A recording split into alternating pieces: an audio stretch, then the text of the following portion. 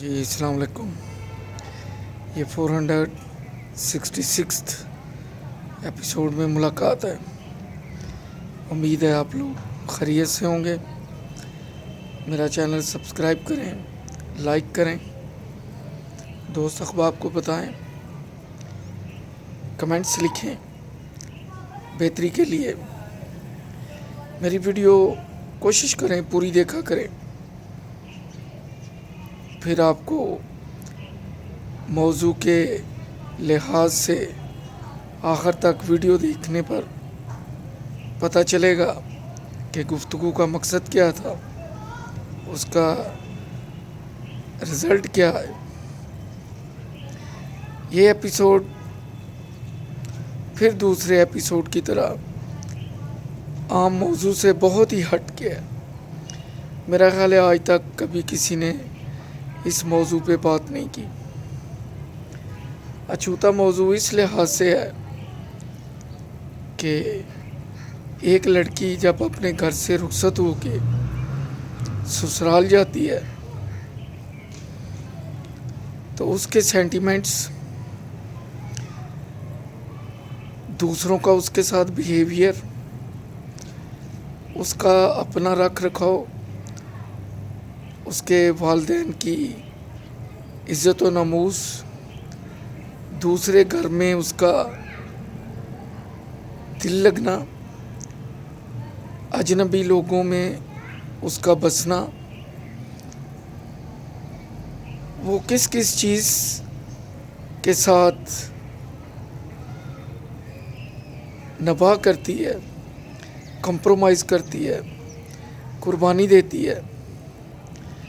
یہ کوئی وہی سوچ سکتا ہے کہ سمپل سی مثال ہے، ہم کہیں پہ اگر جائیں کسی کے گھر یا کہیں ہاسٹل میں جائیں یا کسی ہوٹل میں قیام کریں تو وہ جو ایک دو رات ہوتی ہے ہمارے لیے بہت مشکل ہوتی ہے. ہم ایڈجسٹ نہیں ہو پاتے کیونکہ ہم اپنے گھر کے ماحول، اٹھنے بیٹھنے، ہر چیز سے مانوس ہو چکے ہوتے ہیں. وہاں ہمیں اجنبیت کا احساس ہوتا ہے. اب ذرا اگر اسی طریقے سے سوچئے کہ ایک لڑکی جب نئے گھر میں جاتی ہے تو اس کو سمجھنے والا کوئی بھی نہیں ہوتا. اس کو سمجھانے والے لاکھوں ہوتے ہیں، ہزاروں ہوتے ہیں، یعنی اس کے ملنے جلنے والے. جہاں رہ رہی ہوتی ہے وہاں بھی بہت سے چہرے اجنبی، لوگ اجنبی، پھر ان سے ملنے جلنے والے، ان کو رائے دینے والے. وہ چاہے بھی تو ایسا نہیں کر سکتی کہ وہ جو اپنے والدین کے گھر اس نے 20، 22، 23، 24، 25، 26، 28 سال جو گزارے ہیں ان کے مطابق وہاں پہ جا کے زندگی بسر کرے. اگر وہ چاہے کہ وہ جو اپنے گھر کے قوانین تھے، اپنے گھر کے جاگنے سونے کے اوقات تھے، کھانا پکانے کے عادات و اطوار، کپڑے دھونے کے اوقات، اٹھنے کے، سونے کے، وہ چاہے بھی تو وہاں پہ وہ نافذ نہیں کر سکتی، چاہے بھی تو ان پہ عمل نہیں کر سکتی. یقیناً اس کو کمپرومائز کرنا پڑتا ہے. اور پھر اس پہ ستم یہ کہ اس کو ساس کے مطابق بھی چلنا پڑتا ہے، سسر کے مطابق بھی چلنا پڑتا ہے، نند کے مطابق بھی چلنا پڑتا ہے، اور خاوند، اور پھر اگر دیور ہیں، جیٹھ ہے تو ان کے مطابق بھی اس کو چلنا پڑتا ہے. اور ایک احساس جو زہر قاتل کی طرح اسے ہر وقت کاٹتا ہے، ہر وقت اسے نشتر کی طرح چبھتا ہے، نوچتا ہے، وہ یہ کہ اسے یہی سمجھا جاتا ہے کہ یہ ہمارے گھر میں آئی ہے اور اس نے اب سب سے پہلے اٹھنا ہے، اسی نے گلاس اٹھانا ہے، اور کوئی اگر برتن بھی کہیں پڑا ہے تو وہ اسی نے دھونا ہے، اور اگر سالن بچ گیا یا کم ہو گیا تو اس کی ذمہ دار بھی یہی ہے، چاول کم پکے یا زیادہ اس کی ذمہ دار بھی یہی ہے، نمک کم ہو گیا یا زیادہ ہو گیا تو اس کی ذمہ دار بھی یہی ہے، اور اگر گھر میں کہیں صفائی ستھرائی کا فقدان ہے تو اس کی ذمہ دار بھی وہی ہے، اور اگر گھر میں کوئی چیز گم ہو گئی ہے تو فوراً دھیان اسی کی طرف جاتا ہے، انگلی اسی کی طرف اٹھتی ہے، حالانکہ یہ مکروہ فعل کسی اور نے بھی کیا ہو سکتا ہے، لیکن چونکہ وہ گھر کا نیا فرد ہوتا ہے فوراً دھیان اس کی طرف جاتا ہے، اور جو موقع پرست ہوتے ہیں وہ اسی موقع کو ایکسپلائٹ کرتے ہیں، اس سچویشن کو کیش کرتے ہیں اور فائدہ اٹھاتے ہیں، وہ بیچاری منہ بنا کے دیکھتی رہتی ہے، سارے اسے مشورہ دیتے ہیں شادی سے پہلے اور شادی کے بعد بھی، ایسے کرنا ایسے کرنا ایسے کرنا، لیکن وہ چاہے بھی تو ویسا نہیں کر سکتی۔ سادہ سی مثال دوں گا کہ کرکٹ کے کوچ یا فٹ بال کے کوچ یا ہاکی کے کوچ نے کھلاڑیوں کی تربیت میں 3 4 4 5 5 سال لگائے ہوتے ہیں، لیکن جب ٹیم میدان میں اترتی ہے تو سب کچھ یکسر بدل جاتا ہے۔ وہ بار آپ نے دیکھا ہوگا کوچ کو، وہ اکثر چیخ چلا رہا ہوتا ہے، اسی طرح کرکٹ میں بھی جو کوچ ہوتا ہے وہ اداس ناخن کاٹ رہا ہوتا ہے دانتوں سے، صاف پتہ چلتا ہے کہ وہ ڈپریشن میں ہے۔ اب اگلی ٹیم جو میدان میں کھلاڑی اتارتی ہے اور جو یہ اپنے کھلاڑیوں کو بھیجتا ہے، کئی دفعہ صرف ایک وکٹ ہی گرنے سے پہلے بال پہ سارا منظرنامہ بدل جاتا ہے، پھر کوئی ایک کھلاڑی زخمی ہونے سے سارا منظرنامہ بدل جاتا ہے، پھر کوئی ریڈ کارڈ ملنے سے، کھلاڑی کے گراؤنڈ کے باہر آنے سے سارا منظرنامہ بدل جاتا ہے۔ اب جو بیچ میں کپتان ہوتا ہے یا جو کھلاڑی ہوتے ہیں انہیں پتہ ہوتا ہے کہ ان پہ کیا بیت رہی ہوتی ہے۔ ایسے ہی ہے جیسے کوئی پانی میں ڈوب رہا ہو تو باہر سے مشورہ بہت سے لوگ دیتے ہیں، لیکن جو وہ دیکھ رہا ہوتا ہے اسے پتہ ہوتا ہے اس پہ کیا بیت رہی ہوتی ہے۔ ایسے ہی کہ جیسے کوئی پیشنٹ کینسر ڈکلیئر ہو جائے تو تسلیاں دینے والے اسے بہت تسلیاں دیتے ہیں، لیکن جو اس پہ بیت رہی ہوتی ہے وہ کسی کو نہیں معلوم ہوتا، نہ ہی کوئی جان سکتا ہے اور نہ ہی اس کا درد محسوس کر سکتا ہے۔ ویسے ہی جیسے کوئی یہ کہتا ہے کہ میں اس کا باپ بن کے دکھاؤں گا، اب میں اس کی ماں ہوں، یہ بہت مشکل ہے، یہ ساری کہنے کی باتیں ہیں، بہت مشکل ہے۔ وہ پنجابی میں ایک کہاوت ہے کہ 100 چاچا تے ایک پیو، 100 مامے تے ایک ماں، یعنی 100 چاچے کے برابر ایک باپ ہوتا ہے، اور 100 ماموں اکٹھے کر لے تو ایک ماں بنتی ہے۔ اور پھر کہتے ہیں ماں دے نال مامے، یعنی جب تک ماں زندہ ہے تو ماموں کا رشتہ بھی زندہ ہے، اور پیو نال چاچے کہ جب تک باپ کا رشتہ زندہ ہے تب تک جو چچا ہیں ان کا رشتہ بھی زندہ ہے۔ تو میں بات کر رہا تھا جو لڑکی بیاہ کے اگلے گھر جاتی ہے تو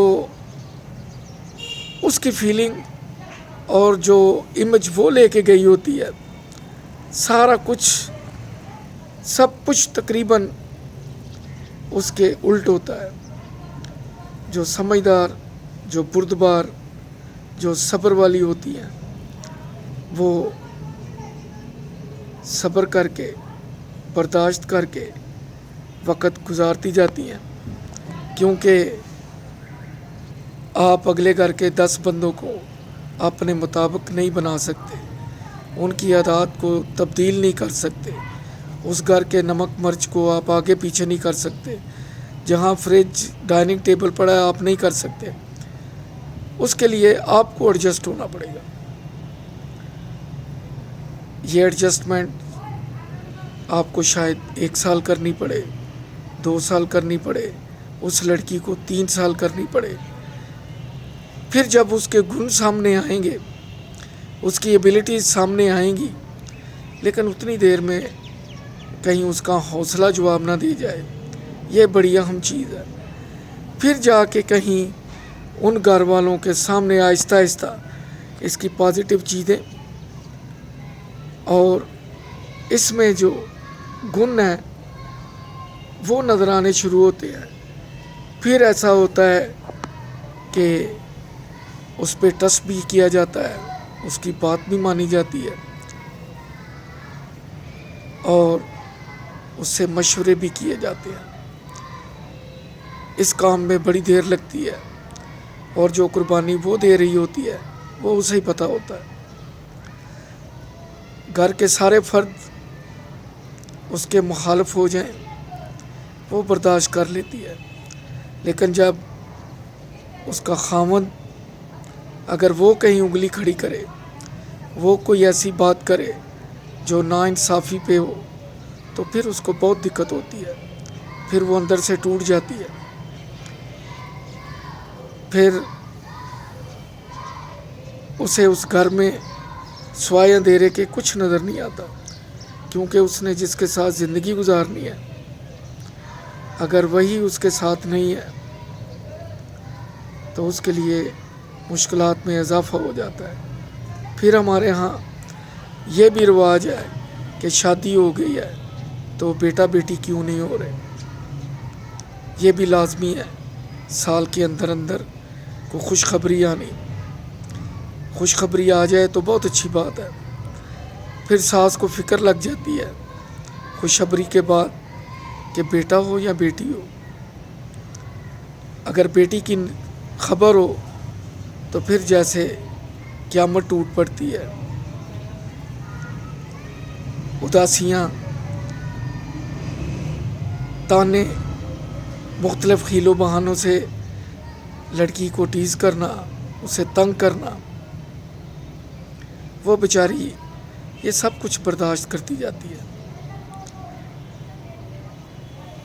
माँ बाप को बताती है, लेकिन इज़्ज़तदार लोग यही कहते हैं कि बेटे गुजारा करो, सब ठीक हो जाएगा। लेकिन जिस भट्टी में वो जल रही होती है, कोई दूसरा उस आग का तसव्वुर भी नहीं कर सकता। इस तरह वक़्त गुज़रता जाता है, लेकिन जो सास ससुर होते हैं वो उसे वो प्यार नहीं देते जो अपनी बेटियों को देते हैं। काश वो उन्हें अपनी बेटी समझ लें तो उस बेचारी की ज़िंदगी जन्नत बन जाए, लेकिन ऐसा होता नहीं है। ऐसा बिल्कुल नहीं होता। खामद भी कई दफ़ा इतना मजबूर होता है।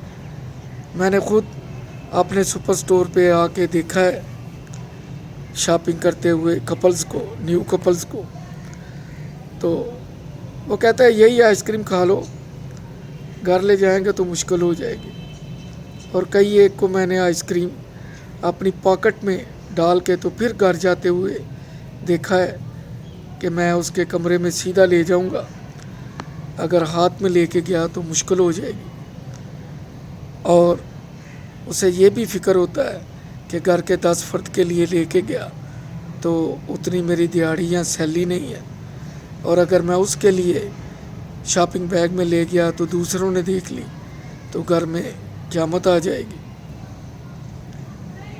अब अगर लड़का कोई बात भी करे, कुछ भी करे, अगर किसी मौके पे वालिदैन को अपोज़ करे, किसी बहन भाई को डांटे, तो फ़ौरन उसे यही कहते हैं कि इसकी बीवी ने इसको सिखलाया, उसने उसको बताया। और जो सबसे बुरी बात वो ये है कि सुनी सुनाई बातों पे अमल किया जाता है हमेशा। 90% देखा किसी ने नहीं होता, सुना सब ने होता है। اور سنی سنائی باتوں پہ فیصلے کیے جاتے ہیں، اور یہ نہیں دیکھا جاتا کہ کسی کی زندگی میں کتنا زہر گھولا جا رہا ہے، ہمیشہ سنی سنائی باتوں پہ۔ ایک اور بتا دوں کام کی بات، آپ کسی کے گھر جائیں، جب والد بچوں سے مخاطب ہو، درمیان میں اگر ماں بول پڑے تو سمجھو وہاں کا نظام درست نہیں ہے، ٹھیک نہیں ہے، مناسب نہیں ہے۔ اگر باپ بچوں سے مخاطب ہو اور بچے ہی اس کا جواب دے تو بہت بہتر ہے، یا اگر باپ بچوں کو کسی وجہ سے ڈانٹ رہا ہو تو ماں کو چاہیے کہ بچوں کو یہ پیغام دے اور باپ کی یعنی اپنے خاوند کی ہاں میں ہاں ملائے تاکہ بچوں کو ایک ہی پیغام جائے۔ لیکن اگر ماں درمیان میں بول پڑے گی تو بچے دو حصوں میں تقسیم ہو جائیں گے۔ بچے یہ سمجھنا شروع کر دیتے ہیں کہ ماں کے پاس سارا دن رہے ہیں، اس نے تو ڈانٹا نہیں ہے، اور باپ جو رات کو گھر آیا ہے اس نے آتے ہی 2-3 جھڑکیاں دے دی ہیں۔ یہ گلاس صبح سے ٹیبل پہ پڑا تھا، ماں نے نہیں کہا کہ یہاں سے اٹھاؤ، لیکن باپ نے آتے ہی کہا کہ یہ کیوں رکھا ہے، گرے گا، ٹوٹ جائے گا، کسی کو کانچ لگ جائے گی، ویسے بھی ٹوٹے گا تو نقصان ہوگا۔ اس طرح بچے ماں کو اور طرح کا ہیرو سمجھتے ہیں اور باپ کو اور طرح سے ٹریٹ کرتے ہیں، کیونکہ ماں کے ساتھ بچوں کا زیادہ وقت گزرتا ہے، لہذا والدہ کے ساتھ ان کی ہمدردی والد کی نسبت قدرتی طور پہ بہت زیادہ ہوتی ہے۔ یہ ہمارے معاشرے کے بڑے چھپتے ہوئے مسائل ہیں، اتنے ہیں کہ ایک دن بھی بات کرتے رہو تو کافی ہے۔ بہت سے پہلو ہیں جن پہ میں نے روشنی نہیں ڈالی، بہت سے رہ گئے ہیں، بہت سے ویسے ہی چھوڑ دیے ہیں۔ صرف ایک میسج تھا جس میں بہت سے اشارے تھے سمجھداروں کے لیے اور سمجھ جانے والوں کے لیے، کیونکہ ساس سسر کو یہ سوچ لینا چاہیے کہ ہم نے بڑی اچھی لائف گزاری ہے، اب ان بچوں کے دن ہیں، اب ان کو خوش رہنا چاہیے، اب ان کو زندگی انجوائے کرنی چاہیے۔ ہاں، اگر کسی میں کوئی ایسی قباحت ہے جو ناقابل برداشت ہے، وہ نازیبا زبان ہو سکتی ہے، نازیبا لباس ہو سکتا ہے، اس کے علاوہ تو کوئی ایسی بات نہیں۔ خوشیاں بانٹنی چاہیے، برداشت کرنا چاہیے، اور بزرگوں کو یہ بھی سوچنا چاہیے کہ جب انہوں نے شادی کے بعد اس زندگی میں قدم رکھا تھا تو ان کی خواہشات کیا تھیں، انہیں بھی چاہیے کہ وہ دوسروں کی خواہشات کا احترام کریں۔ دوران گفتگو کوئی جملہ ایسا تو معذرت چاہوں گا، انشاءاللہ پھر نئے موضوع کے ساتھ گفتگو ہوگی۔ اپنا خیال رکھیے، میرا چینل سبسکرائب کیجیے، لائک کیجیے۔ اللہ حافظ۔